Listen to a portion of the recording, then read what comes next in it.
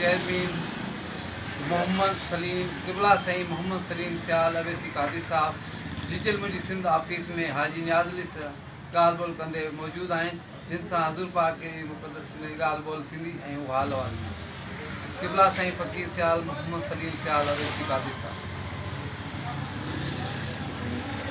वॾी महिरबानी साईं हाजी नियाज़ अली नूनारी साहब। अल्हम्दुलिल्लाह असां जेको हे महबूब मिठड़े सल्लल्लाहु अलैहि वसल्लम जी लख सलवात शरीफ़ पढ़ाईंदा था अचूं। हे 25 साल तंज़ीम के हले थो। हर मुसलमान जे घर जीअं क़ुरान मना कई आहे तफ़रीक़ा न विझो। असांजी जमात में का तफ़रीक़ेबाज़ी न आहे, शियो बि गॾु आहे, सुन्नी बि गॾु आहे।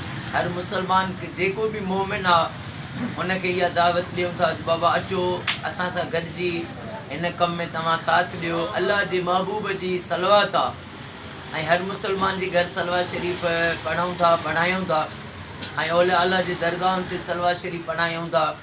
ऐं असां ज़िंदगी में किरोड़े अरबे दुरूद पाक आका करीम हज़रत मोहम्मद मुस्तफ़ा सल्लल्लाहु अलैहि वसल्लम जी बारगाह में जेको आहे पेश करे चुका आहियूं। ऐं असां हर सलवात शरीफ़ में अल्लाह साईं जो वाइदो थियल आहे त दुरूद पाक पढ़ी जेका दुआ बानो घुरंदो क़बूल थींदी आहे। मां हर लख सलवात शरीफ़ जी महफ़िल में इहा दुआ घुरंदो आहे त या अल्लाह तोखे वास्तो आहे मासूम अली असगर अलैहिस्सलाम जो वास्तो थी, महबूब मिठड़े जी सलवात जो वास्तो थी, आका जी उम्मत खे फ़िरके वारे खां बचा। असांजी सिंध धरती वतन पाकिस्तान के हर मुश्किलात को निजात अता फरमा। असांजे वतन के ऐं वतन जी पाक फ़ौज आर्मी ISI के हर मोड़ ते कामयाबी फ़तेह ऐं इज़्ज़त अता फरमा। हे अमन जो पैगाम आहे, मोहब्बत जो पैगाम आहे, तसव्वुफ़ जो पैगाम आहे त हर मुसलमान जेको आहे तफ़रीक़ेबाज़ी ख़तमु करे। हर इंसान जेको आहे अगरि पाणो अगरि हुनखे अल्लाह साईं कुझु ॾिनो आहे त हो कंहिं वरी ग़रीब जे कमु अचे, कंहिंजी ख़िदमत बि करे। मुंहिंजे इमाम सजाद इमाम ज़ैनुल आबिदीन अलैहिस्सलाम जो फ़रमान आहे त इबादत करण सां जन्नत मिलंदी आहे ऐं ख़िदमत करण सां ख़ुदा मिलंदो आहे।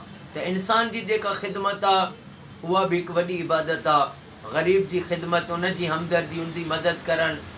अल्लाह पाक हर मोमिन खे इहो जज़्बो बि अता फ़रमाए ऐं अल्लाह पाक इहा मुंहिंजी दुआ क़बूल करे सॼे पाकिस्तान में, सऊदी, ईरान, इराक, शाम में, फ़लस्तीन, मिस्र में हर मोमिन जे घर लख दुरूद पाक जूं महफ़िलूं थियनि।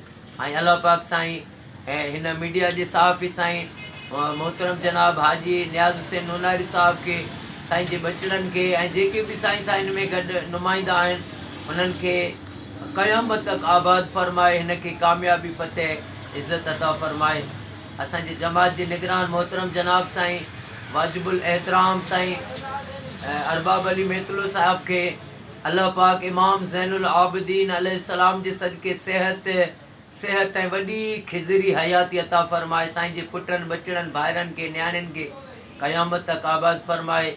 साईं जेके आहिनि से पुलिस जा जवान, असांजे जमात जा फ़कीर अलायार फुलपोटो साहब, अल्लाह पाक इन्हनि जे बि बचड़नि खे हमेशह आबाद फ़रमाए। सॼी जमात जा जेके वफ़ादार सचा साथी आहिनि उन्हनि जा रब क़यामत ताईं बचा घर आबाद फ़रमाए।